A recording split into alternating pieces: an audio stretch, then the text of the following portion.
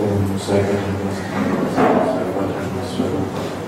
आचार्य रामकृष्ण।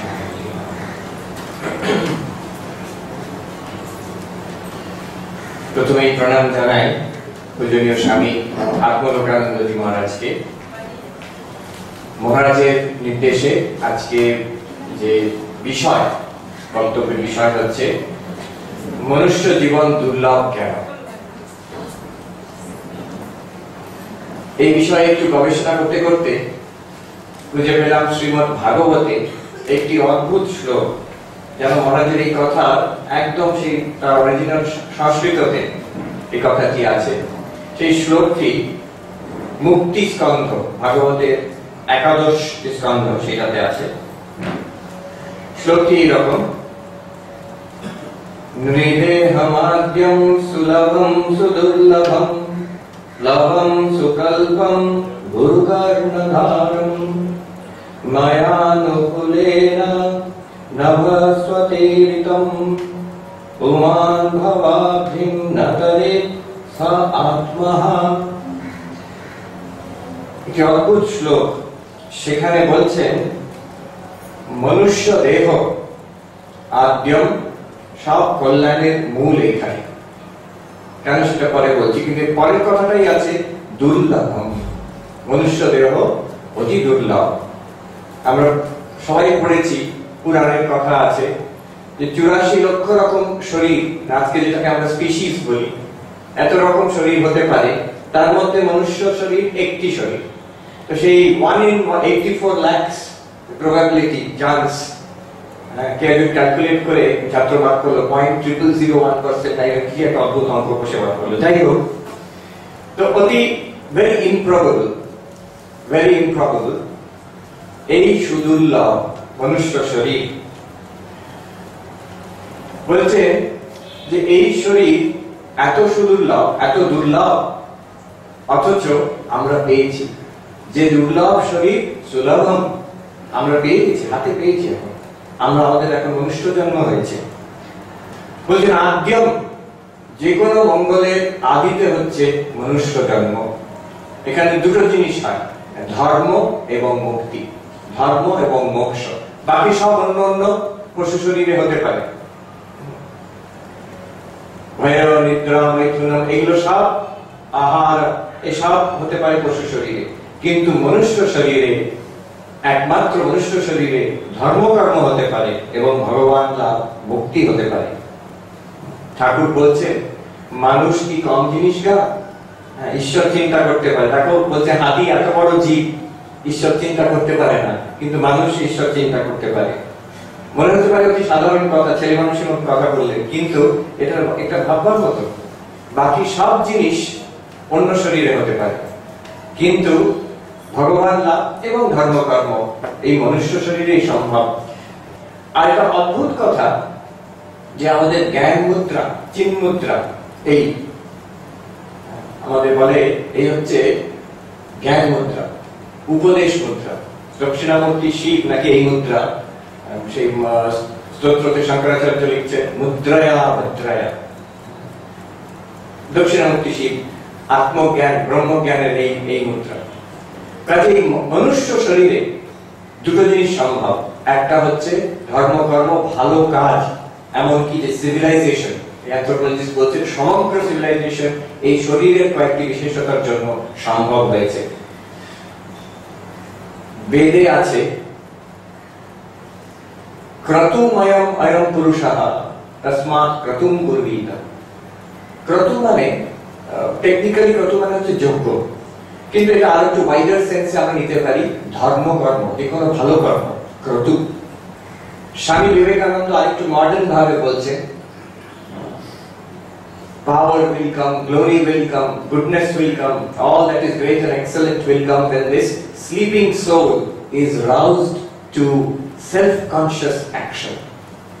নিজে নির্ধারিত করে কোন মহৎ উদ্দেশ্যকে নিয়ে কনসিয়াসলি জীবনে এগিয়ে যাওয়ার ক্ষমতা একমাত্র মানুষের আছে, আর কারণ নেই।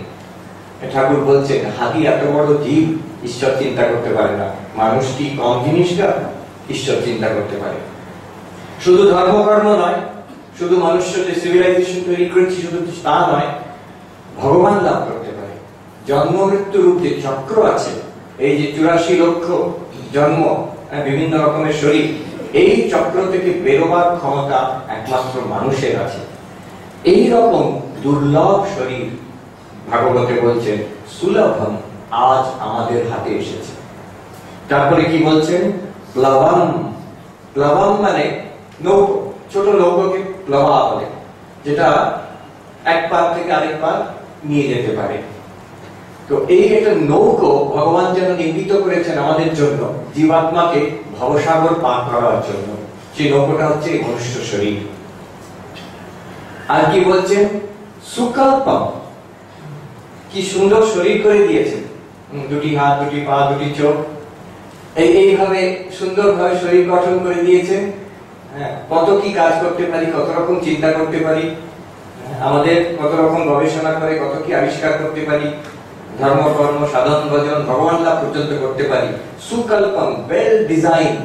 আজকে বায়োলজি ফিজিওলজি যত এগোচ্ছে, কত রকম আবিষ্কার হচ্ছে মানুষের শরীরে। Wonders of the physical body, wonders of the physical body. বলে নাকি আমাদের জেনেটিক সিস্টেম এখন ম্যাপিং হয়েছে, তাতে যা ইনফরমেশন আছে যে জগতের সব লাইব্রেরি ভরে যাবে যদি ওইটাকে ডিকোড করা হয়, এরকম একটা কথা বলা হয়। সুকল্পম, ভেরি ওয়েল ডিজাইনড। আর এই নৌকো, যত সুন্দর ডিজাইন করা নৌকো, এর একটি কর্ণধার আছে। আমাদের যেমন কান আছে, তেমন নৌকোর একটা কান, মজা করে বলছি, কর্ণ একটা আছে, যেটাকে ধরে আমাদের কি গঙ্গার এপার ওপার যায়, নৌকো, ডিঙি নৌকো যায়, সেই নৌকোর যে চালক সে সেটাকে ধরে ডান দিকে যাবে না বাঁ দিকে যাবে, ইট ক্যান কন্ট্রোল করতে পারে। বাবা মা যেমন কান মুলে দেন, এদিক ঠিক খারাপ করলে কান মুলে দেন, ঠিক তেমন কর্ণধার, নৌকোর যেমন কর্ণধার, এই আমাদের মনুষ্য দেহরূপ নৌকোর কর্ণধার হচ্ছে গুরু। গুরু কর্ণধার ভাগবতে বলছে। সুন্দর কনসেপ্ট। তিনি আমাদের ফিজিক্যালি কান ধরে গাইড করেন না, উনি বাক্যরূপী, ওনার বাক্য দিয়ে, ওনার বাণী দিয়ে, ওনার ইনস্ট্রাকশন দিয়ে he guides us। গুরু যিনি, তিনি আমাদের উপদেশ দিয়ে।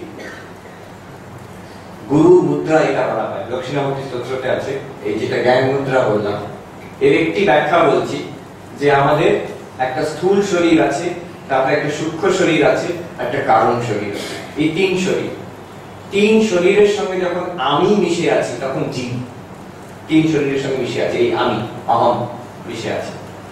এই অহমকে যে তুমি স্থূল শরীর নও, সূক্ষ্ম শরীর নও, কারণ শরীর নও, তুমি শরীর নও, মন নও, বুদ্ধি নও, অহংকার নও, এরকম করে যখন এই আমিকে আত্মার সঙ্গে আইডেন্টিফিকেশন করা হয়, দেহাত্ম বুদ্ধি বাদ দিয়ে আমি রূপী যে অহম বুদ্ধিটা দিয়ে আত্মাতে থেকে, তখন জ্ঞান হয়, তখন মুক্তি হয়, তখন স্বরূপের স্থিতি হয়। এই একটা একরকম ব্যাখ্যা। গুরু এই উপদেশ দেন, সৎ অসৎ বিষয়ে আমাদের উপদেশ দেন, কি করলে জীবনে কিরকম চিন্তা করলে, কিরকম সাধন করলে আমাদের মঙ্গল হবে। গুরু আমাদের সেই গুরু কর্ণধারম, নৌকো যেমন ভাবে ঠিকভাবে চালিয়ে এপার থেকে ওপার কর্ণধার নিয়ে যায়, গুরু আমাদের জীবনের নৌকো ভবসাগর পার করিয়ে দেন। গুরু কর্ণধারম। তারপরে ভগবান বলছেন, শ্রীকৃষ্ণ স্বামীরা উদ্ধবকে বলেছেন, মায়ানুকূলেন নভস্বতেরিতম। নভস্বত মানে আকাশে বায়ু, আমি অনুকূল বায়ু প্রবাহিত করি। একদম ঠাকুরের কথা, ঈশ্বরের কৃপার বায়ু বাতাস বইছে, কৃপার বাতাস বইছে, তুমি পাল তুলে দাও। ঠিক যেন এই ভাগবতের কথা, আমি অনুকূল বায়ু, আমার কৃপার বায়ু প্রবাহিত করেছি।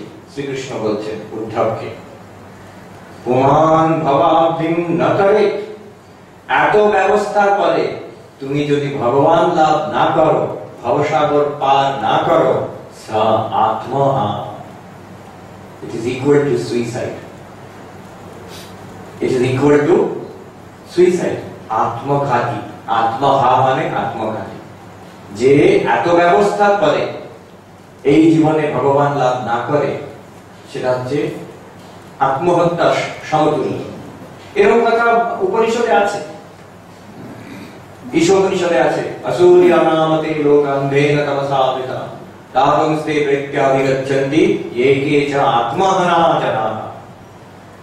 যারা ভগবান লাভ করে না এই জীবনে তারা কি বলছেন আসূর্যানামতে লোকান্ধেন তমসাবৃতা, মৃত্যুর পর কোথায় যায়? আসুরিক লোকে যায়। তো সেখানে ভাষ্যকার বলছেন আসুরিক লোকে মানে কি? সবাই কি নরকে যাবে? না, কেউ স্বর্গে যাবে, যারা ধার্মিক যারা ভালো লোক স্বর্গে যাবে, যারা পাপ করেছে তাদের হয়তো কিঞ্চিৎ কাল নরকবাস হবে, আবার ঘুরে ফিরে হয়তো মনুষ্য জন্ম হবে। ভাষ্যকার সেখানে বলছেন শঙ্করাচার্য আসূর্য লোকা মানে কি? যে কোনো লোক, সে স্বর্গই হোক আর নরকই হোক, সবই আসুরিক। কেন? বলছেন সবকিছুই অন্ধকারে আচ্ছন্ন। কোন অন্ধকারে? অজ্ঞান রূপী অন্ধকারে, যেখানে আত্মজ্ঞান নেই, যেখানে ভগবানকে পাওয়া যায় না। সবটাই, সেটা স্বর্গই হোক আর সেটা নরকই হোক, সবটাই হচ্ছে আসুরিক লোক। অসুর মানে অসুসুয়ে রহন্তে, এই আসুরা।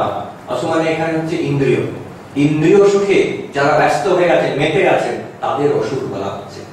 আসূর্য নামতে লোকা, অন্ধকার, অবিদ্যার অন্ধকারে আচ্ছন্ন, তারা সেই রকম জন্ম লাভ করে। আমাদের মতে হয়তো ভালো জন্ম হতে পারে, কেউ স্বর্গে গেল, কেউ ভালো জায়গায় গেল, কিন্তু উপনিষদ বলছে সবই আসূর্য লোক, অন্ধকার লোক। প্রত্যাভিগচ্ছন্তি, দেহের নাশের পরে সেখানে যায় কারা? যারা ভগবান লাভ করেনি, যারা আত্মজ্ঞান লাভ করেনি। আত্মহনা জনাঃ, তারা আত্মহত্যাকারী, সুইসাইডাল। কেন?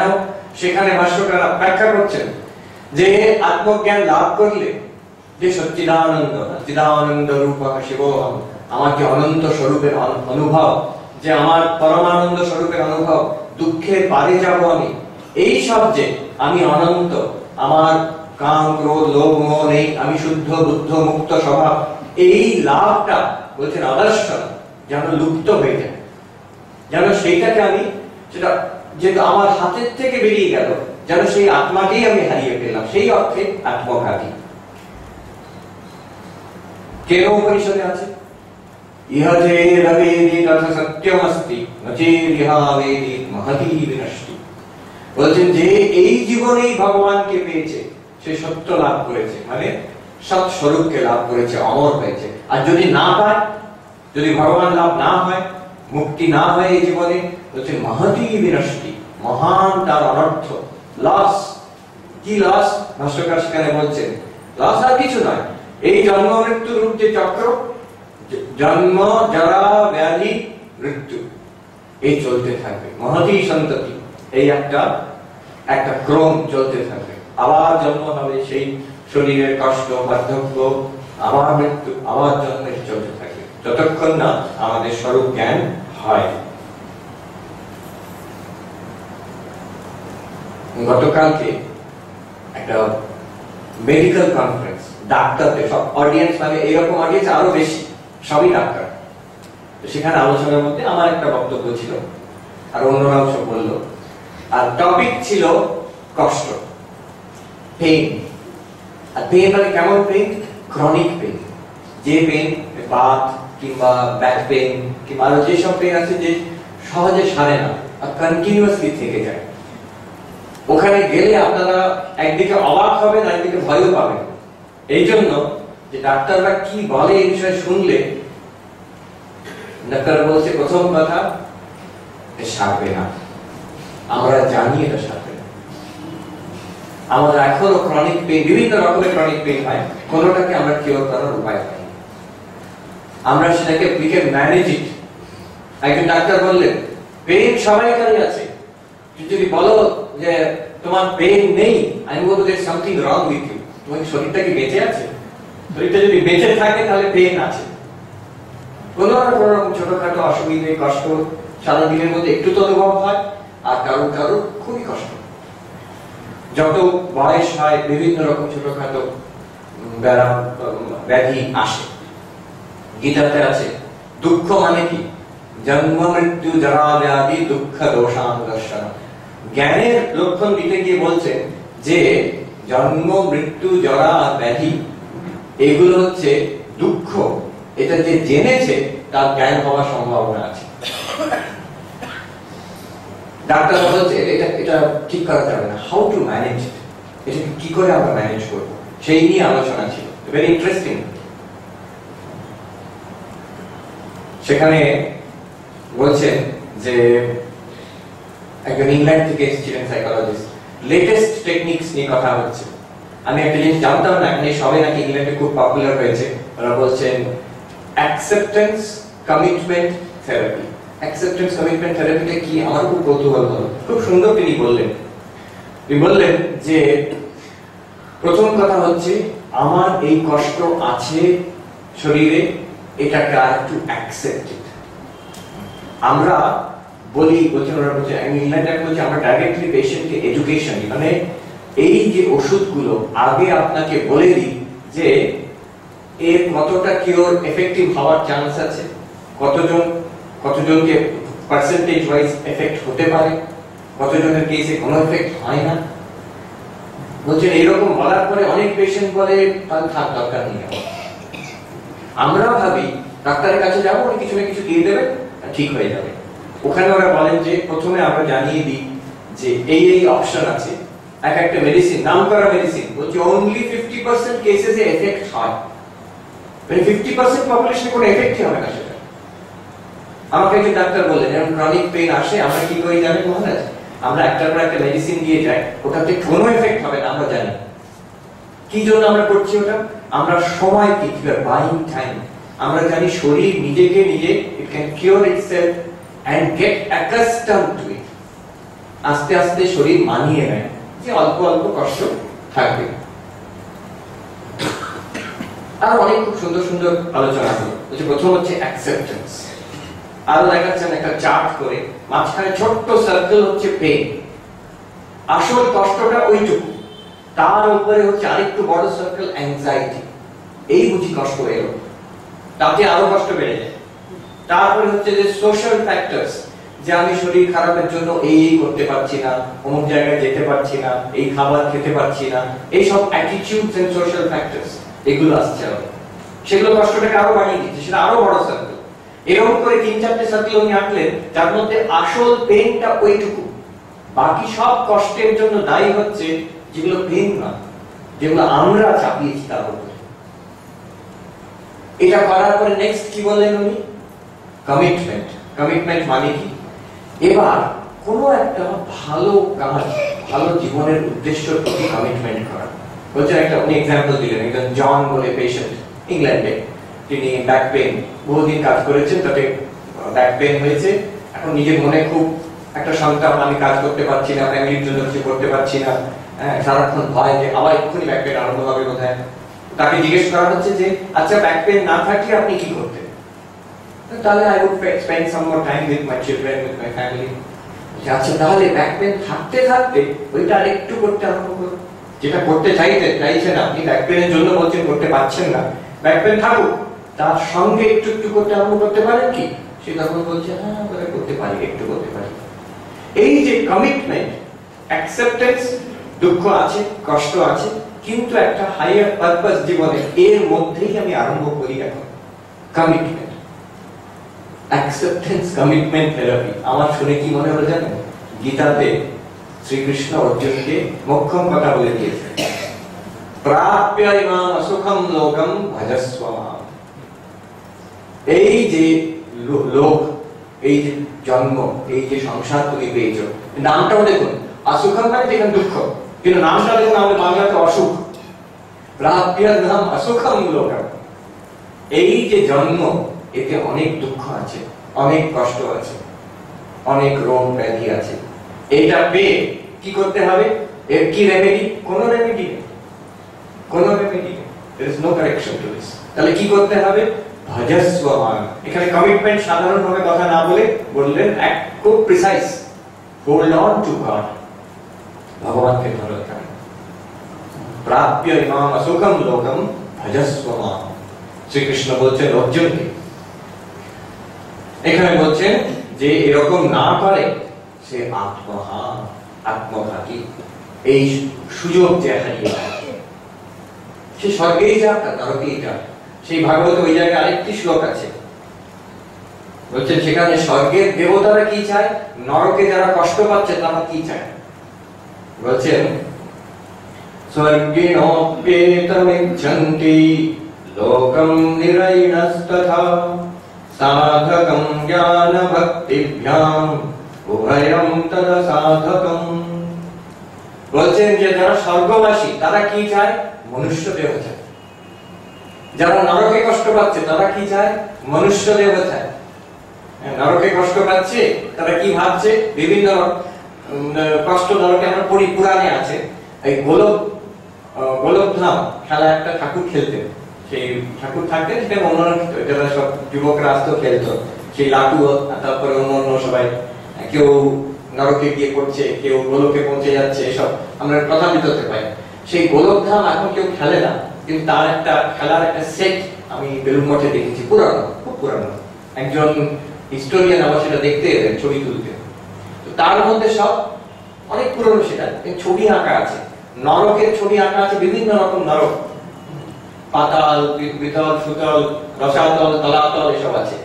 এক জায়গায় বিরাট একটা হান্ডাতে মানুষগুলোকে ফেলে ভাজা হচ্ছে তেল দিয়ে। তো এইসব একজন বলছে মরে যাবে, তো মরে যাবে না, মরে তো গেছি, আর মরবে কোথায়? তারা কষ্ট পেতে পেতে কি ভাবছে, যে প্রভু আমাদের ভুল হয়ে গেছে, আমাদের মনুষ্য জন্ম দাও, তাহলে আমরা গিয়ে ধর্মকর্ম করবো, ভালোভাবে থাকবো, এবার আর ভুল করবো না, কান ধরিয়ে।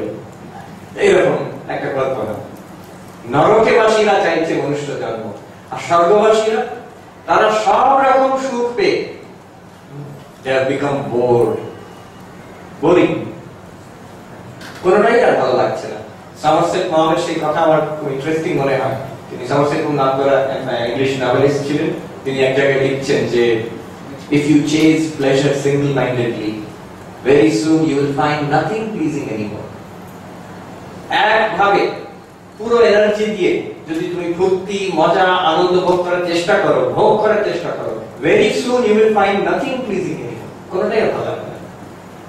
স্বর্গবাসী দেখছেন নো স্যাটিসফ্যাকশন, কোন জিনিস সব পেয়েও কোনো স্যাটিসফ্যাকশন নেই। কি করে আমি তাহলে পরমার্থ লাভ করবো? তারা জানেন, তারা বিচক্ষণ। সেখানে বলছে, ভাগবতী বলেছে তারা হচ্ছে বিচক্ষণ। তারা চাইছেন, ভগবানের কাছে প্রার্থনা করছেন যাতে আমাদের মনুষ্য শরীর পাই আমরা। কি হবে মনুষ্য শরীরের সুবিধা কি আছে? সাধকং জ্ঞান ভক্তিভ্যাম। এখানে জ্ঞান হওয়ারও সুযোগ আছে, ভক্তি হওয়ারও সুযোগ আছে মনুষ্য শরীরে। আর নরকে এবং স্বর্গতে বলছেন উভয়ং তদ অসাধকং, সেখানে হবে না। আমরা এটাও দেখি যারা খুব কষ্টতে আছে মনুষ্য জন্মতে, তাদের সহজে উচ্চ চিন্তা আসে না। প্রতিদিনের কষ্ট যদি খুব শরীরের কষ্ট, অন্যজনের কষ্ট, খালি পেটে ধর্ম হয় না। আবার যারা খুব টাকা পয়সা নিয়ে মেতে আছে, প্রচুর টাকা পয়সা, প্রচুর ধনী, বিরাট বড় লোক, তাদেরও সহজে ধর্ম দিকে, ভগবানের দিকে মন যায় না। এই স্বর্গতেও হয় না, নরকেও হয় না, মনুষ্য জন্মে হয়। ভাগবতে বলছে, তারপরে ভাগবতে বলছে মনুষ্য জন্ম পেয়ে কি করবে। প্রথম কথা এই হচ্ছে ability to shock। প্রথমেই বলছে মনুষ্য জন্মের কামনা করো না, স্বর্গে যাওয়ার কামনা করো না, নরকে যাওয়ার মতন পাপ কর্ম করো না, এবং মনুষ্য জন্মেরও কামনা করো না।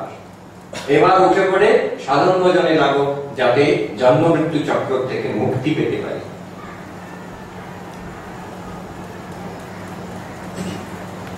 প্রাপ্য এবং অসুখম লোকম ভজস্ব মাম। সেই ভাগবত ওই জায়গায় একটা সুন্দর উপমা দিচ্ছেন যে একটা বড় গাছ আছে, সেই গাছের মূলে কয়েকজন এসে বড় বড় কাটারি দিয়ে দমাদম মারছে, কাটতে আরম্ভ করেছে।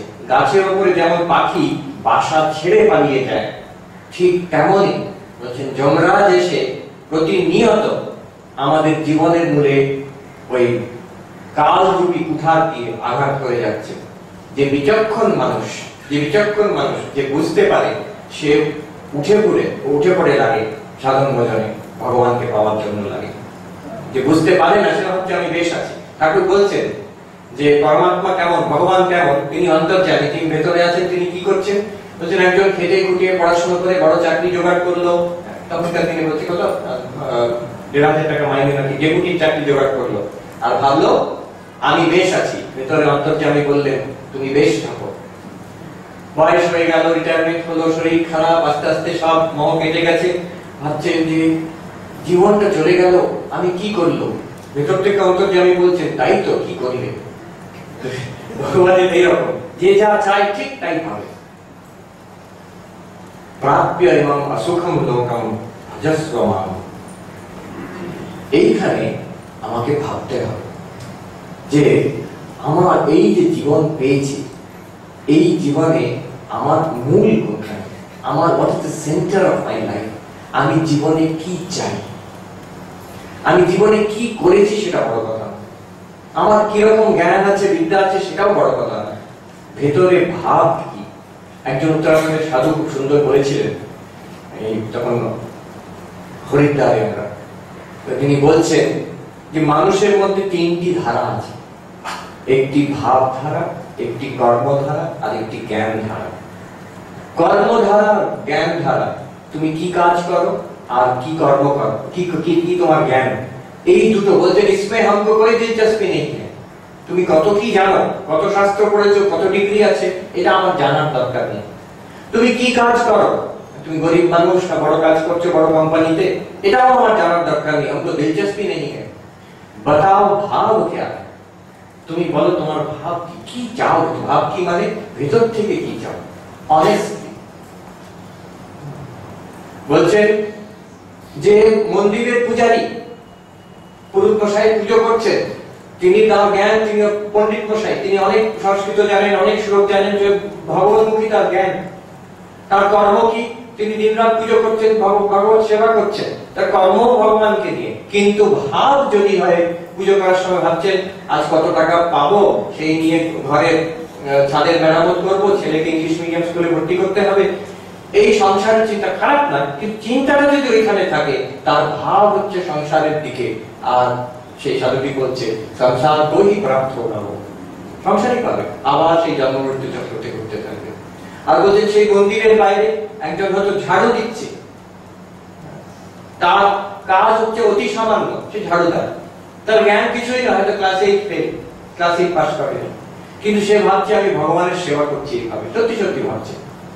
তার জ্ঞান ধারা, কর্মধারা কিছুই নয়, সামান্য মাত্র, কিন্তু ভাব ধারা হচ্ছে সে ভগবানকে চায়, সে ভগবানকেই পাবে। সেই সাধুটি বলছে ও ভগবানকেই প্রাপ্ত হবে।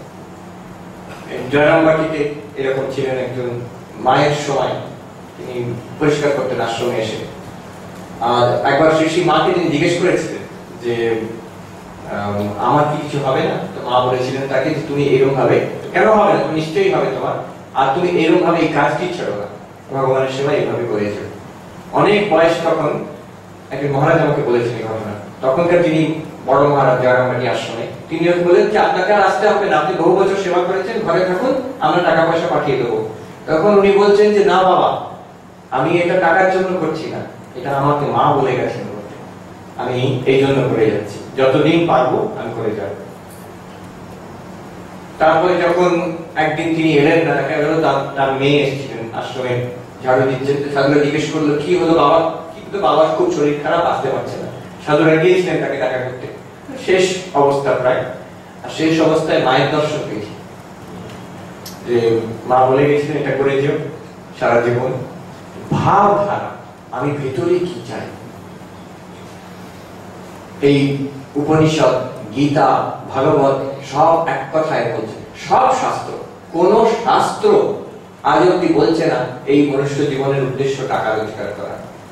কোন শাস্ত্র বলছে না যে আরো প্রপার্টি অ্যাকিউমুলেট করা, সংসার করে যে স্বামী স্ত্রী পুত্র বাবা মাকে নিয়ে থাকা, এটাই জীবনের সর্বস্ব, এটাই লাস্ট, তা নয়, আলটিমেট এই গোল এইটাই কেউ বলছে না, কোন শাস্ত্র বলছে না। আর সব শাস্ত্র এক স্বরে বলছে যে ভগবান লাভ করা, মুক্তি লাভ করা মনুষ্য জীবনের উদ্দেশ্য। ভোগ কি করবে মনুষ্য জীবনে? স্বামীজি বলছেন a dog eats with more gusto than you any man ever can. একটা কুকুরকে খেতে দেখেছেন? কি মন প্রাণ দিয়ে সে খেয়ে যায়, কোন মানুষ খেতে পারবে না অত আনন্দ করে। ইন্দ্রিয়ের ভোগ কোন মানুষ করতে পারে? পারে না। এই শরীর ইন্দ্রিয় ভোগের জন্য তৈরি হয়নি। সেটা পশু শরীর। এই শরীর ভগবান লাভের জন্য তৈরি হয়েছে, জ্ঞানের জন্য, ভক্তির জন্য তৈরি হয়েছে। আমরা এই শরীর পেয়ে আমাদের দেখতে হয় যে এই শরীর কি, এখানে কি চলছে। এই যে শুনছি আমরা, এই যে দেখছি আমরা, এই যে চিন্তা করছি আমরা, এর পেছনে কি আছে? What is the reality inside us? Kenopanishad আরম্ভ হচ্ছে এই প্রশ্ন দিয়ে, কেনেশিতম বদতি প্রেষিতম মন, কেন প্রাণ প্রথম প্রেতিযুক্ত, কেনেশিতাম বাচমিমাম বদন্তি, চক্ষুশ্রোত্রম কৌদেবৈরক্তি। কেনোপনিষদে আছে, শিষ্য জিজ্ঞেস করছে গুরুকে, যে আচ্ছা গুরুদেব, এই যে আমি চিন্তা করছি, এটা কি, কোন শক্তি ভেতরে আমাকে চিন্তা করাচ্ছে? মনে এক একটা করে চিন্তা হচ্ছে।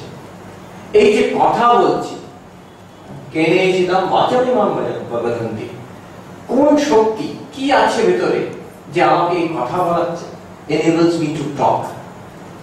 চোখ দিয়ে দেখছি, কান দিয়ে শুনছি, এই যে অনুভূতি গুলো হচ্ছে, কোন অনুভূতি? দেখার অনুভূতি, শোনার অনুভূতি। এর কি করে হচ্ছে? চক্ষুশ্রোত্রম কৌদেবৈরক্তি। এখানে জিজ্ঞেস করছেন এর পেছনে কি আছে। যেন আমরা যদি জিজ্ঞেস করি, আচ্ছা এই যে ফ্যান ঘুরছে, এই লাইট জ্বলছে, মাইক কাজ করছে, কোন শক্তি মাইককে দিয়ে সাউন্ডকে অ্যাম্পলিফাই করাচ্ছে? কোন শক্তি ওই যে জড় একটা ফ্যান ছিল তাকে বন্ধ করে করাচ্ছে? কোন শক্তি এখানে এসে আলো দিচ্ছে? এগুলো বিভিন্ন রকম অ্যাক্টিভিটি, কিন্তু আমরা জানি সবকিছুর পেছনে একটা শক্তি আছে, যেটাকে আমরা দেখতে পাচ্ছি না। আমরা কি দেখছি? মাইকের শব্দ শুনছি, আলো দেখতে পাচ্ছি, ফ্যান ঘুরছে তার অনুভব করছি, বাতাস পাচ্ছি, কিন্তু এর পেছনে একটা invisible force is there which is making all this happen. কে করাচ্ছে এই সবকে? এটা হচ্ছে প্রশ্ন। তার জবাবটা খুব ইন্টারেস্টিং। কেনোপনিষদে দ্বিতীয় মন্ত্রতে তার জবাব আসছে। আমাদের বলে আমরা বলতে আমরা জানি পড়া আছে, আত্মা করাচ্ছে, ব্রহ্ম করাচ্ছে, ভগবান করাচ্ছে, কিছু বলে দিতাম। কিন্তু ঋষি সেখানে অদ্ভুত জবাব দিচ্ছেন, ভেরি ইন্টারেস্টিং আনসার। কে করাচ্ছে এইসব? শ্রোত্রস্য শ্রোত্রম মনসো মনো যৎ, वाचो वाच सौ प्राणस्य प्राण, चक्षुषश्चक्षु अतिमुच्य धीरा, प्रेत्या अस्मात् लोकान् अमृता भवन्ति। বলছেন চোখ, কান, কে শোনাচ্ছে? কানের মধ্যে যে অনুভূতি হচ্ছে শব্দের, কে করছে এটা? এটা কানের কান। কানের কান দাঁড়াও। চোখ কি করে দেখছে? কে করাচ্ছে চোখকে? চোখের চোখ। চোখের চোখ সেটা আবার কি? মনকে কে চিন্তা করাচ্ছে? মনের মন। কথা কে বলাচ্ছে? কথার কথা। ওয়াচো বাচ, ও যেমন হাসি পাচ্ছে, হয়তো শিষ্য হেসে উঠেছে, গুরুদেব এসব কি কথা? কথার কথা, বাংলা তো অন্য মানে হয়েছে কথার কথা। মনের মন, চোখের চোখ, কানের কান, এটা আবার কি? যদি বলতেন আত্মা, ব্রহ্ম, ভগবান, ঈশ্বর, এটা বোঝা যেত, একটা মিলে যাচ্ছে শাস্ত্রের সঙ্গে। অদ্ভুত কথা। এখানে বলছেন এই যে এটা বলার মানে কি, খুব ইন্টারেস্টিং। এখানে বলছেন যে দেখুন, যদি আত্মা বলে দেওয়া হয়, চৈতন্য বলে দেওয়া, প্রথম কথা আমরা বুঝবো না কিছু। দ্বিতীয় কথা, এইটাকে বাদ দিয়ে একটা আত্মা, একটা চৈতন্য, একটা ভগবান খুঁজতে বেরিয়ে পড়বো। আচ্ছা আত্মা বলে একটা জিনিস আছে, দেখি, খুঁজে বার করি। কোনদিন পাবেন না। কেন পাবেন না? কারণ কি, যে খুঁজছে তারই তো আত্মা, সেই তো আত্মা। তাকে কি, সে কি করে খুঁজে পাবে? তো তাই জন্য ওখানে বলছেন শ্রোত্রস্য শ্রোত্রম, কানের কান, চক্ষুষস্য চক্ষু, চোখের চোখ। মানে কি? হোয়াট ডাজ ইট মিন? দেখুন এর অদ্ভুত সুন্দর মানে এটা আছে। এই তিনটে অর্থ, থ্রি ইমপ্লিকেশনস। প্রথম কথা হচ্ছে, যে জিনিসটা এসব করাচ্ছে, চোখ দিয়ে চোখ দেখছি আমরা, কান দিয়ে শুনছি, মনে ভাবছি, কথা বলছি, সেই জিনিসটা যদি কানের কান বলি, তার মানে সেই জিনিসটা কানের থেকে আলাদা হতে হবে। Something which is not the ear, not the auditory system. চোখের চোখ যদি বলি, তাহলে সেটা চোখের থেকে আলাদা হতে হবে, সেটা চোখ না। It is not the visual system. মনের মন যদি বলি, তাহলে সেটা মন না, মনের থেকে কিছু একটা আলাদা। বাক্যের বাক্য যদি বলি, something that is apart from the speech system. একটা কিছু আছে। এবং বলছে যেগুলো আলাদা আলাদা সিস্টেম নয়, একটা জিনিসই এই সব করাচ্ছে। সেই একটা জিনিস, সেটাই হচ্ছে চোখের চোখ, কানের কান, কথা, বাক্যের মধ্যে যে বাক শক্তি, মনের মধ্যে যে মন, সেটা ফার্স্ট পয়েন্ট এইটা, যে এই যে জিনিসটি যেটা আছে, এই রহস্যটি, সেটা এগুলো সবগুলোর থেকে আলাদা, এক নম্বর। দু নম্বর, এই সব কিছুকে ব্যক্ত করে এদের ফাংশন করাচ্ছে। যেমন এই ফ্যান, এই লাইট, এই মাইক, আমরা সবাই জানি এগুলোকে কে কাজ করাচ্ছে? ইলেকট্রিসিটি। ইলেকট্রিসিটি কিন্তু মাইকের থেকে আলাদা, ইলেকট্রিসিটি কিন্তু টিউবলাইটের থেকে আলাদা, ফ্যানের থেকে আলাদা। সেটা কি করে?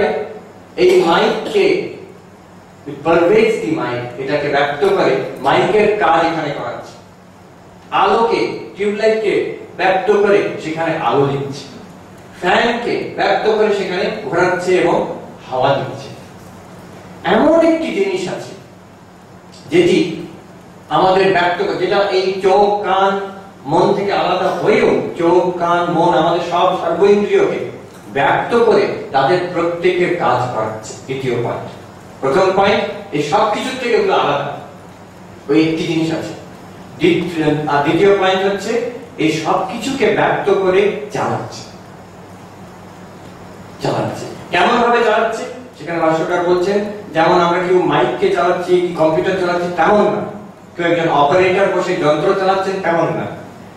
যেমন একটা লোহার অনেকগুলো লোহার পিসকে চুম্বক অ্যাট্রাক্ট করে just by its own presence, থাকলেই হলো।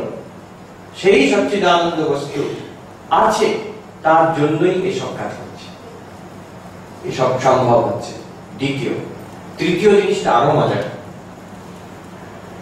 ওইটা এই সব কিছু আছে, তার জন্য এত রকম আমরা দেখতে পাচ্ছি, শুনতে পাচ্ছি, আমাদের জীবনের সব ঘটনা আমাদের অনুভব হচ্ছে। আর যখন এই শরীর মরে যাবে, শরীরের মৃত্যু ঘটবে, তখন সেই যে বস্তু, সেই সচ্চিদানন্দ বস্তু যে সবকিছু করাচ্ছিল, তার মৃত্যু হবে না, সে থেকে যাবে। বাল্ব খারাপ হয়ে গেলে, ফ্যান খারাপ হয়ে গেলে, মাইক খারাপ হয়ে গেলে, ইলেকট্রিসিটি কিছু যায় আসে না, ইলেকট্রিসিটি আছে, যন্ত্র হয়তো কাজ করছে না। ঠিক তেমনই আমরা, আমাদের যে আসল স্বরূপ, এই যন্ত্র, এই যে শরীর রূপী যন্ত্র, এটা একদিন নাশ হবে, তাতে আমাদের কিচ্ছু আসে যায় না। কিন্তু তফাৎটা কি হবে? যদি লাইটটা না জ্বলে, লাইটটা খারাপ হয়ে যায়, আমরা তখন ইলেকট্রিসিটি আছে বলে বুঝতে পারবো না, আছে কিন্তু বুঝতে পারবো না। ঠিক তেমনই যদি কান দিয়ে শুনতে না পাই, চোখ দিয়ে না দেখতে পাই, কথা না বলতে পারি, মনে চিন্তা না করি, আমরা যে চৈতন্য স্বরূপ, এটা অভিব্যক্ত হবে, কিন্তু আছি আমরা আছি। যেমন গভীর নিদ্রাতে প্রত্যেক দিন রাত্রিবেলা শরীরের অনুভব থাকে না, মনের অনুভব থাকে না, বাইরের জগতে কোনো অনুভব হয় না, শরীরের অনুভব হয় না, মনের মধ্যেও কোনো স্বপ্ন দেখি না আমরা। তখন কি আমরা নেই? তখনও আমরা আছি। আমরা যেমনকে তেমন সেই সচ্চিদানন্দ স্বরূপ আছে, কিন্তু অভিব্যক্ত হচ্ছে না। যেমন আরেকটা উদাহরণ দিই, খুব সুন্দর উদাহরণ। এই যে আমি হাত এখানে তুললাম, দেখুন, এই যে আপনার যদি দেখায় কি দেখছেন, বলবেন হাত দেখছেন, কিন্তু শুধু হাত দেখছেন তা না, এই যে টিউবলাইটের আলোটা হাতে পড়ে আপনাদের চোখে যাচ্ছে এবং সে আলোটা দেখতে পাচ্ছেন। এখন এখানে দুটো জিনিস হচ্ছে, আলোটা এই জায়গায় আছে, হাতটা রাখলে রিফ্লেক্টেড হচ্ছে, আমরা সবাই দেখতে পাচ্ছি। হাতটা যদি সরিয়ে নিই, আলোটা আছে, বোঝা যাবে না। তাহলে এখানে দুটো জিনিস হচ্ছে, এই যখন হাত রাখছি, আলোটা হাতকে প্রকাশিত করছে এবং আলোটা নিজে অভিব্যক্ত হচ্ছে। ঠিক তেমনই যখন আমরা কিছু দেখি, কিছু শুনি, কিছু ভাবি, তখন আমাদের দেখার যে বিষয়টা, এই রূপগুলো দেখতে পাচ্ছি, শব্দ শুনতে পাচ্ছি, মন দিয়ে চিন্তা করতে পাচ্ছি, এক। দ্বিতীয়, আমি যে চৈতন্য, এটা প্রকাশিত হচ্ছে। চৈতন্য দ্বারাই আমি দেখতে পাই, চৈতন্য দ্বারাই আমি শুনতে পাচ্ছি, চৈতন্য দ্বারাই আমি চিন্তা করতে পারছি। ঠিক এই হাতের মতো, যেমন এই আলোটা এই হাতের অঙ্গ নয়, আলোটা হাতের অঙ্গ নয়, হাত থেকে বেরোচ্ছেও না, ঠিক তেমন চৈতন্য, সচ্চিদানন্দ এই শরীরের অঙ্গ নয়। মডার্ন সায়েন্স বলে consciousness is produced by the brain, কিন্তু উপনিষদ বলছে তা নয়, it functions through the brain, but it is independent of the brain. এটার দ্বারা তৈরি হচ্ছে, it is not being manufactured by the body. এবং it is not limited to the body. যেমন এটা সরিয়ে দিলে আলো এখানে থেকে যাবে, অভিব্যক্ত হচ্ছে না, তেমন শরীরটা মরে গেলেও সচ্চিদানন্দ চৈতন্য থেকে যাচ্ছে, অভিব্যক্ত হচ্ছে না। তারপর আমরা কোনো বিশেষ অনুভব করতে পারছি না, দেখছি না, শুনছি না, ভাবছি না, চৈতন্য চৈতন্য স্বরূপ রূপেই থেকে যাচ্ছে। আমাদের এই যে সচ্চিদানন্দ স্বরূপ, এইটাকে ঋষি বলছেন যে শ্রোত্রস্য শ্রোত্র, মনসো মনোময়, বাচো বাচম, সব প্রাণস্য প্রাণ, সেটা প্রাণেরও প্রাণ। এটা জানলে কি হবে? সেটা জেনে অতিমুচ্চ ধীরা, তারা এই জগতে যারা জ্ঞানীগণ এইটাকে স্বরূপকে উপলব্ধি করেছে, এই জগতে এই শরীরের মধ্যে থেকেও শরীরের মধ্যে নেই, যারা ইন্ডিপেন্ডেন্ট অফ ইট। যেমন আলোটা এই হাতের উপরে পড়েও it is not affected by the hand, it is not affected by the hand. আগুনের মধ্যে যখন জিনিস ফেলে দিই, আগুন তাকে পুড়িয়ে দেয়। চৈতন্যর সামনে যা আসছে, চৈতন্য তাকে প্রদীপ্ত করে। আমি কি আপনি, আমরা চৈতন্য, আর এটা প্রথমেই মনকে প্রদীপ্ত করছে, তারপরে শরীর এবং ইন্দ্রিয়কে প্রদীপ্ত করছে, এবং এই প্রদীপ্ত মন, শরীর, ইন্দ্রিয় দিয়ে জগৎকে অনুভব করছি আমরা। শরীরের ক্ষয় হয়ে যাচ্ছে, মন ক্রমাগত পাল্টে যাচ্ছে, আর প্রত্যেকদিন রাত্রি তো সব সুইচ অফ হয়ে যায়, বন্ধ হয়ে যায়, কিন্তু আমরা চৈতন্য রূপে এক থাকছি। সেই চৈতন্য নিত্য, সেই চৈতন্য কিন্তু অমর। জন্ম শরীরের হয়, জন্ম শরীরের হয়, বিকার শরীরের হয়, মনের হয়, চৈতন্যের হয় না। আরেকটি কথা স্বামীজি বলছেন, ভেবে দেখুন, সেই চৈতন্য কিন্তু প্রত্যেক দেহতে আলাদা না। ভেদ শরীরের জন্য ভেদ, এতগুলো শরীর এখানে আছে। ভেদ মনের জন্য ভেদ হতে পারে, মন কত রকম, প্রত্যেকের মন আছে, কিন্তু শরীর মন বাদে যে চৈতন্য, সেটা এক রূপ। যেমন এখানে আলো পড়ছে, কত রকম বস্তু আলোতে প্রকাশিত হচ্ছে, আলোটা কিন্তু এক। ঠিক তেমনি চৈতন্য আমাদের সবাইকার যে এক চৈতন্য, বিভিন্ন বিভিন্ন চৈতন্য। চৈতন্য দিক থেকে দেখতে গেলে আমরা আলাদা আলাদা ব্যক্তি নই। স্বামী বিবেকানন্দ বলছেন, it is one atman, it's one Brahman. তাহলে ভেদ কেন হয়? স্বামীজি বলছেন নাম রূপের জন্য। উনি দুটো উপমা দিয়েছেন, বলছেন যে যেমন সমুদ্রতে ঢেউ, প্রত্যেকটা ঢেউ আরেকটা ঢেউ থেকে আলাদা, কোনটা বড়, কোনটা ছোট, কোনটা ছোট্ট বুদবুদ, কোনটা সুনামির ঢেউ। কেউ একজন মহাপুরুষ, কেউ একজন অতি সাধারণ, কিন্তু দুটোই হচ্ছে জল। জলের থেকে আলাদা কিছু না সেটা। আর এবং সমগ্র সমুদ্র, সব ঢেউ মিশে, যেমন সমুদ্র বলা হয়, সমষ্টি সব জীব মিশে ঈশ্বর বলা হয়। স্বামী বিবেকানন্দ বলছেন, the only God I worship is the sum total of all human souls. সমগ্র জীব মিশে ঈশ্বর। একত্ব বুদ্ধি একটা অভিমানী আছেন যে নিজেকে ভগবান বলে জানেন। আর যেমন সমুদ্র, সমগ্র সমুদ্র জল ছাড়া কিছু নয়, আর প্রত্যেকটা ঢেউ জল ছাড়া কিছু নয়, তেমনি ঈশ্বর এবং জীব আমরা সবাই সেই সচ্চিদানন্দ চৈতন্য ছাড়া কিছু নয়। সমগ্র রূপে ঈশ্বর, ইন্ডিভিজুয়াল রূপে জীব। এটা একটা উপমা স্বামীজি দিচ্ছে। একটা ভেবে দেখুন, which is more powerful, ঢেউ না সমুদ্র? সমুদ্র ডেফিনেটলি, ঢেউ তো সমুদ্রের মধ্যেই আসে, আর সমুদ্রের মধ্যে লয় হয়ে যায়। সমুদ্রেরই ঢেউ, ঢেউ সমুদ্র হয় না। তাই জন্য জীব কখনো ভগবান হয় না, ভগবানই সর্বজীব রূপে প্রকাশিত। কিন্তু আরেকটু গভীরে যান, which is more powerful, ঢেউ না সমুদ্র? বলতে গেলে সমুদ্র। সমুদ্র না জল? জল। কারণ কি, সমুদ্র ছাড়াও জল থাকতে পারে, জল ছাড়া সমুদ্র থাকতে পারে। ঠিক তেমনি সচ্চিদানন্দ রূপ, নির্গুণ নিরাকার ব্রহ্ম, মায়া থাকলে তখন সমষ্টি রূপে ঈশ্বর এবং ব্যষ্টি আমাদের রূপে, ক্ষুদ্র রূপে জীব। সেই এক সচ্চিদানন্দ, সমগ্র রূপে তিনি ঈশ্বর, আর ইন্ডিভিজুয়াল রূপে আমরা জীব। এই হচ্ছে স্বামী বিবেকানন্দ দুটো উপমা দিচ্ছেন। এটা একটা উপমা গেল, আরেকটি উপমা দিচ্ছেন, যেমন এক সূর্য, কোটি কোটি জলবিন্দুতে দেখবেন ছোট্ট ছোট্ট সূর্য প্রকাশিত হচ্ছে, তেমনি কোটি কোটি নাম রূপে এক সচ্চিদানন্দ বহু জীব হয়ে আছে। কোটি কোটি নাম রূপ, এক একটা নাম রূপ এক একটা জলবিন্দুর মতো। তার মধ্যে রিফ্লেক্টেড সান যেমন একদম পারফেক্টলি ফর্মড, কি বলছে, a perfectly formed sun in each drop of water। ঠিক তেমনি সচ্চিদানন্দ রূপ ভগবান স্বয়ং এতগুলো নাম রূপে রিফ্লেক্ট, এই দুটো উপমা দিচ্ছে। তাহলে ভেদ কেন? স্বামীজি বলছেন নাম রূপের জন্য, আর এই নাম রূপেরই অপর নাম হচ্ছে মায়া, মায়া শক্তি। স্বামীজি বলছেন এটা নেই বলে বলা যায় না, এত ভেদ দেখছি আমরা, আবার আছে বলেও বলা যায় না। যেমন জল সে বাদ দিয়ে যে সমুদ্র কিংবা ঢেউ থাকে না, তেমন সচ্চিদানন্দ বাদ দিয়ে যে মায়াও থাকে না, নাম রূপও থাকে না, একটুও বাকি থাকে না। অতএব তাই জন্য বলা হয় বেদান্ততে সৎ অসৎ ভ্যাম অনির্বচনীয়, মায়া আছে কিংবা নেই দুটোই সঠিক বলা যায় না। আছে বলে বলা যায় না যেহেতু সচ্চিদানন্দ ছাড়া কোনো তার অস্তিত্ব নেই বলেও বলা যায় না যেহেতু এত দেখছি আমরা, তোকে দেখছি যখন, অনুভব করছি যখন, কষ্ট পাচ্ছি যখন, তখন কি করে বলবো নেই? আচ্ছা, এটা তো জানা হলো। এখন প্রশ্ন হচ্ছে তাহলে অসুবিধে কি? বেদান্ত বলছে তুমি তো সচ্চিদানন্দ, কোনো অসুবিধা নেই। আমরা চুলকে বলবো তা তো ঠিক, সব থিওরি তো ঠিক আছে, কিন্তু তাতে কিছু সুবিধে হলো না। শুনলাম, একটু একটু বুঝতেও পারলাম, কিন্তু লাভ হচ্ছে না কিছু। একজন কোটিপতি, তার ঠাকুরদা তাকে কোটি কোটি টাকা দিয়ে গেছে, সে কোটিপতি, কিন্তু রাস্তায় ভিক্ষে করে বেড়ায়। কেন?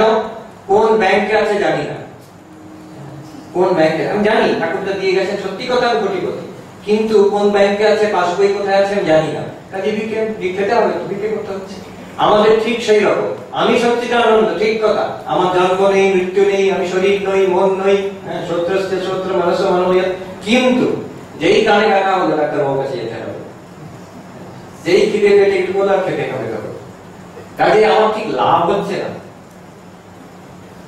কেন হচ্ছে না? বলছে এই যে আমি নিজেকে বুঝতে পারছি না, এটা অজ্ঞানের জন্য। আমি নিজেই নিজেকে চিনি না। এর জন্য কি উপায়? পরিষ্কার বলছে, এর জন্য উপায় হচ্ছে অজ্ঞানের উপায় সবসময় জ্ঞান, আর জ্ঞান হবে বেদান্ত বলছে শ্রোতব্য মন্তব্য নিধিধ্যাসিতব্য। এই যে সত্যগুলোকে বারে বারে শুনতে হবে, বারে বারে এই নিয়ে চিন্তা করতে হবে, যত সন্দেহ আসবে মনে, এবং চিন্তা করার পর স্বামীজি বলছেন assimilation, tell yourself again and again, I am he, I am that, so on, till it tingles with every drop of your blood. আমাদের ধমনীর মধ্যে প্রত্যেক রক্ত বিন্দুর সঙ্গে সেটা ঝঙ্কার দেবে, so on বলে। এইরকম। আচ্ছা, কত ক্লাস শুনলাম, অদ্বৈত দর্শনটা আজ আসছি না, অনেক লেকচার শুনেছি, তাতেও তো হচ্ছে না, কি করতে হবে? ঠাকুরের সেই কথা, এই কথাগুলো ভালো, ধারণা হওয়া চাই। কথামৃততে অদ্বৈত বেদান্ত নিয়ে আলোচনা হচ্ছে, ঠাকুর বলছে মন দিয়ে শুনলে, শুনে বলছে কথাগুলো ভালো, তবে ধারণা হওয়া চাই। ধারণা কি করে হবে? এইখানে হচ্ছে উপাসনা, জপ ধ্যানের একটা বিরাট বড় রোল। সমস্যা কি? আমাদের মন বিক্ষিপ্ত, মন ছড়ানো, we lack the ability to focus. আমরা হয়তো সংসারের কাছে ফোকাস করতে পারি, কেউ ম্যাথমেটিক্স, কেউ সায়েন্স নিয়ে বেঁচে যেতে পারে, কেউ গান বাজনা নিয়ে বেঁচে যেতে পারে, তার ক্ষমতা আছে, কিন্তু ভগবান নিয়ে তো বাঁচছে না। কেউ সংসার নিয়ে বেঁচে আছে, কেউ খেলা নিয়ে বেঁচে আছে, কেউ গান নিয়ে বেঁচে আছে। ঠাকুর বলছেন যে নিজের সম্বন্ধ আত্মীয়র জন্য ঘটি ঘটি কাঁদে মানুষ, ভগবানের জন্য এক বিন্দু কাঁদে না।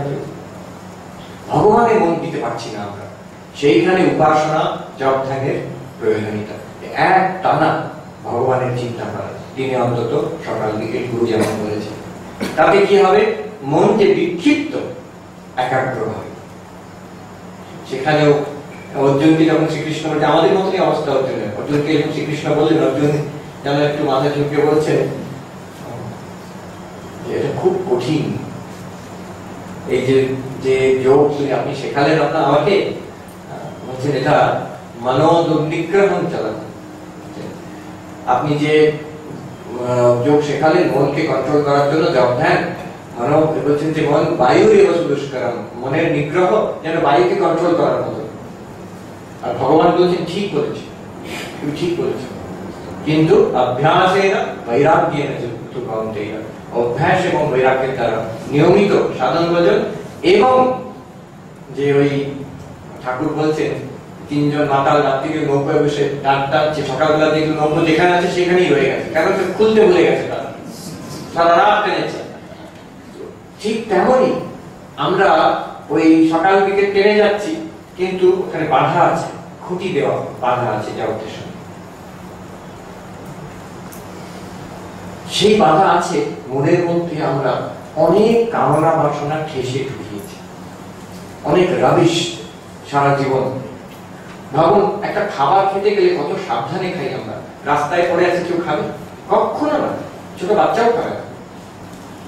ধর্মা জল কেউ খাবে? কখনো না। ভাবলেই কেমন মনে হয়। কিন্তু আমাদের পঞ্চ জ্ঞানেন্দ্রিয় নিয়ে জগৎ থেকে কত কি টেনে নিচ্ছি আমরা জগতের মধ্যে। কেউ নিন্দা করলো, কান খারাপ করে শুনলাম, আমার বিষয় বলছে।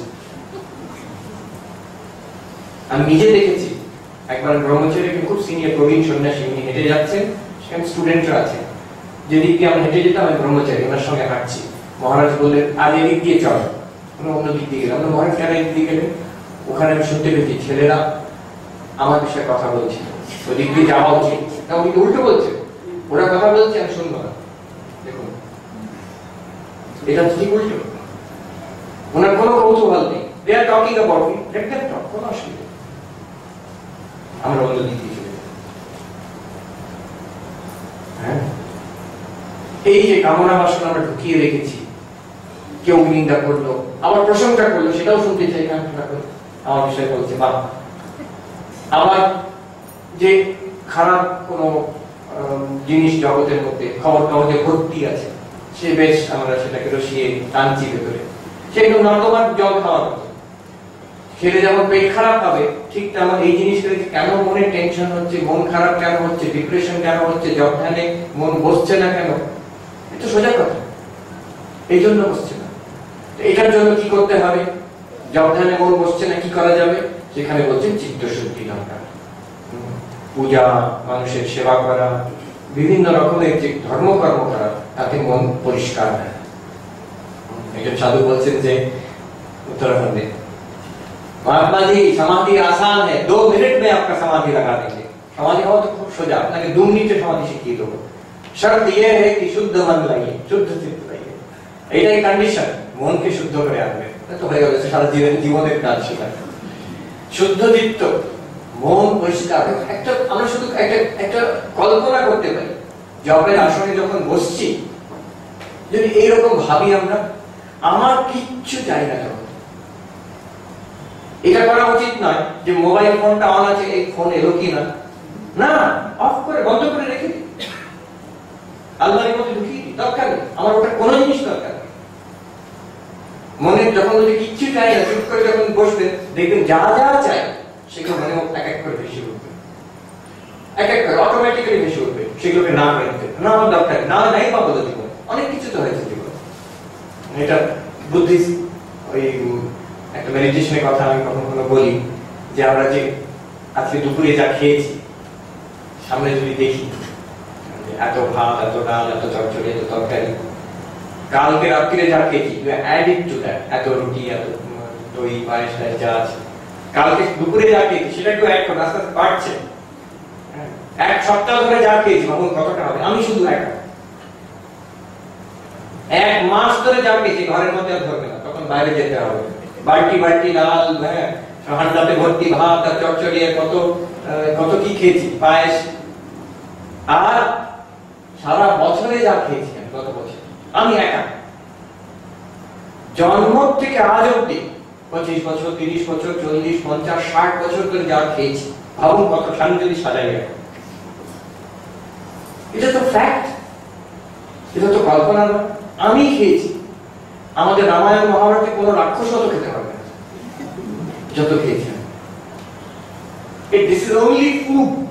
আমি অন্য কিছু বলছি না, এডুকেশন, ইলেকট্রিসিটি, কিছু বলছি, only food for one person. এবার বলছে এটা একটা বুদ্ধিস্ট মেডিটেশন। বসে ভাবো, এবার বসে ভেবে এটা প্রশ্ন করো যে এটা দিয়ে আমার কি, এই মুহূর্তে আমার কি লাভ, আমি কতটা তৃপ্ত, কতটা শান্ত, কতটা আনন্দিত আছি এই মুহূর্তে। অন্যের জন্য কি করছি ভুলেই যাই আমি, দরকার নেই। আমার নিজের জন্য আমি কি পেলাম এতটা করে, গত 40 বছরে, 50 বছরে, 60 বছরে এতটা খেয়ে আজ আমি কি পেলাম? পার্মানেন্ট আমার হাতে কি আছে? কিচ্ছু নেই। Nobody can claim this, nobody can claim যে পার্মানেন্ট কিছু পেয়েছে।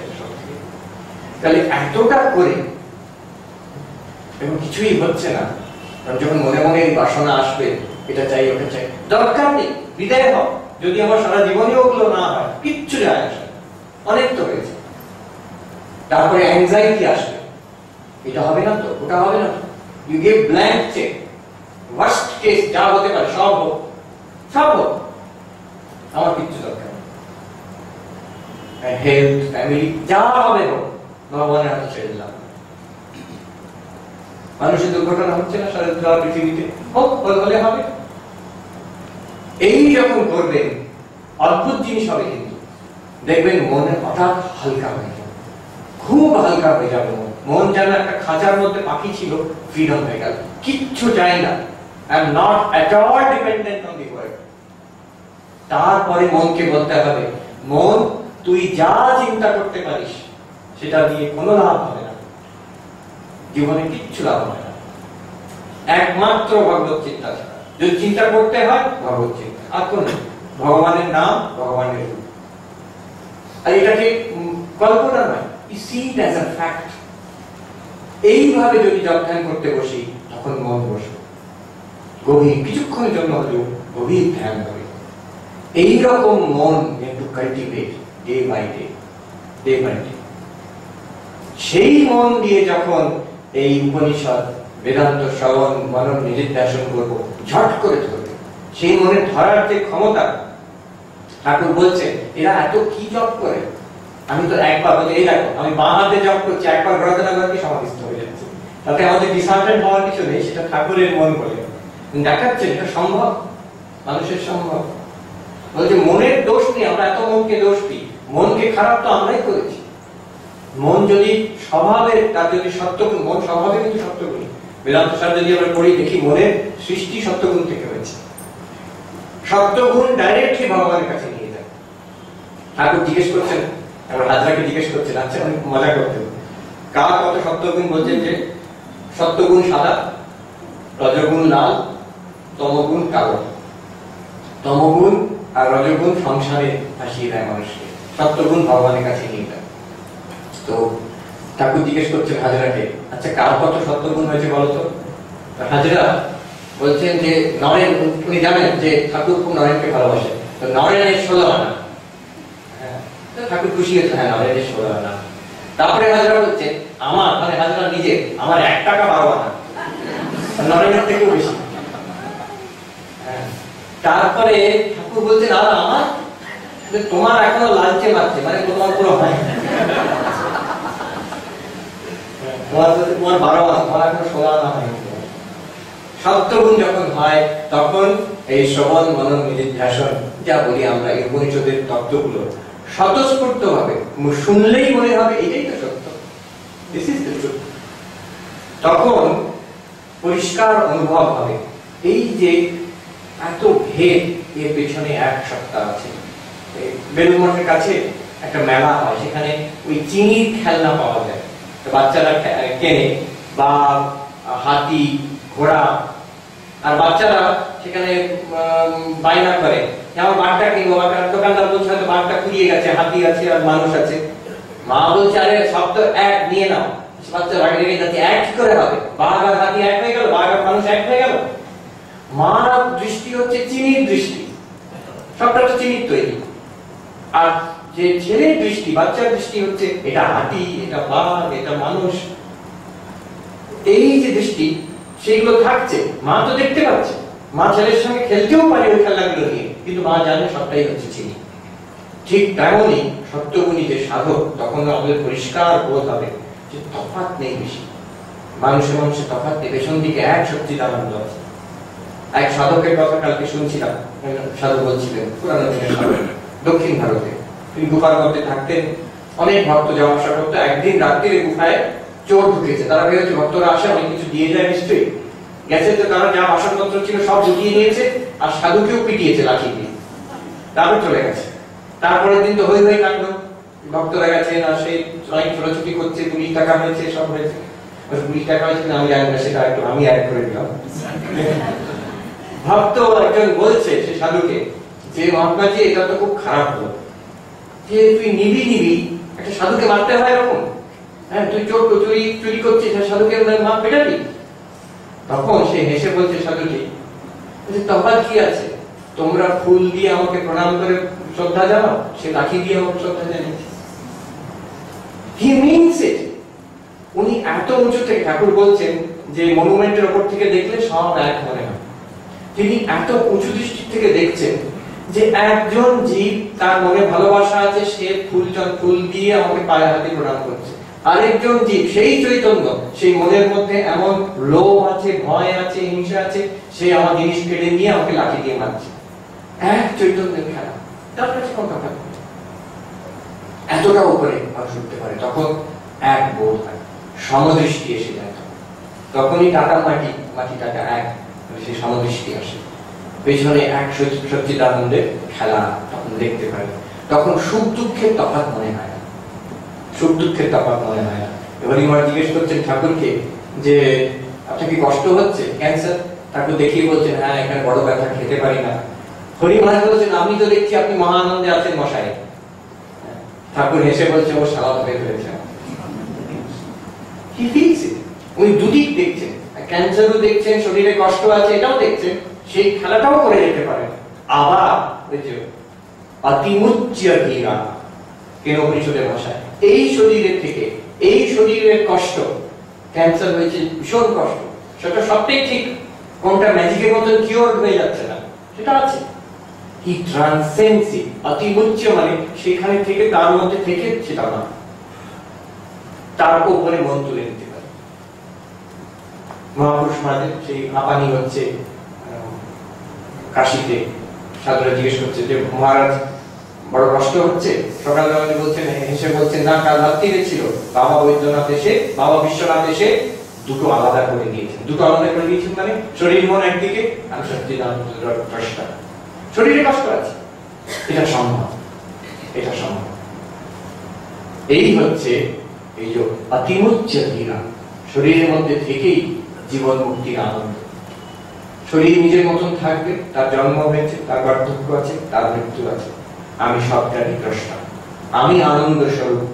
সুখ দুঃখের মধ্যে একটা অনুচ্ছুত আনন্দ আছে, সেটা আমি সারাক্ষণ অনুভব করছি, তারই প্রকাশ করছি। এই জিনিস, এটা হচ্ছে আশ্চর্য ব্যাপার, এখনই আছে। এমন নয় যে সাধন ভোজন করে এটাকে তৈরি করতে হবে, এটা এখনই আছে।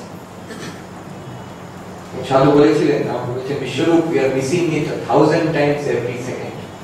প্রত্যেক মুহূর্তে আমরা 1000 বার এটা মিস করছি, এখনই আছে। কেন পরিষদ তাই বলছে যে এই যে দেখছি, এর মধ্যেই, দেখার মধ্যে আমি সচ্চিদানন্দ অনুভব হওয়া চাই। এই যে শুনছি, এই শোনার মধ্যেই আমি সচ্চিদানন্দ হওয়া চাই। এই যে ভাবছি, এই ভাবার মধ্যেই সচ্চিদানন্দ অনুভব হওয়া চাই। তার মানে আমার যত অনুভূতি সারা দিনে হচ্ছে, প্রত্যেকটাই ভগবত অনুভূতি। দশরথ কা বেটা ঘট ঘট মেলে না, সব জায়গায়। যেমন গোপালের মা, সর্বত্র গোপালের অনুভূতি হচ্ছে। তিনি বলছেন একটু ভয় ভয় যে নরেন্দ্রনাথ তো যুক্তিবাদী, এত স্মার্ট ইয়াং ছেলে, সে কি বলবে।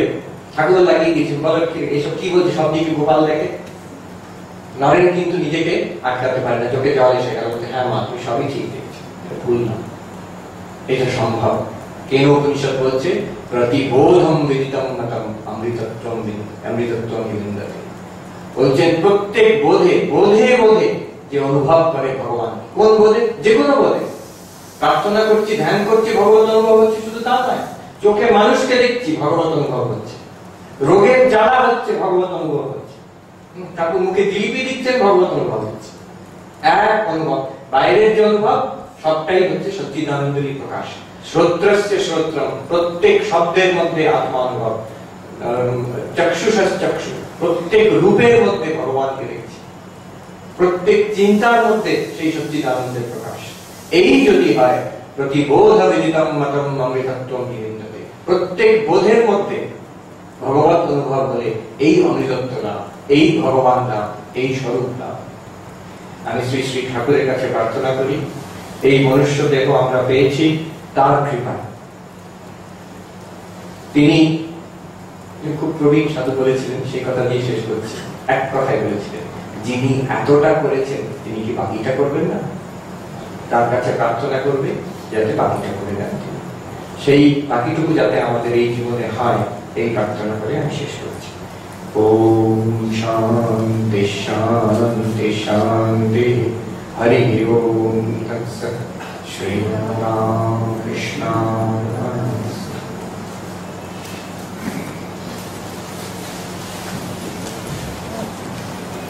এতক্ষণ আমরা মনুষ্য জীবন দুর্লভ কেন এই বিষয়ে শুনলাম।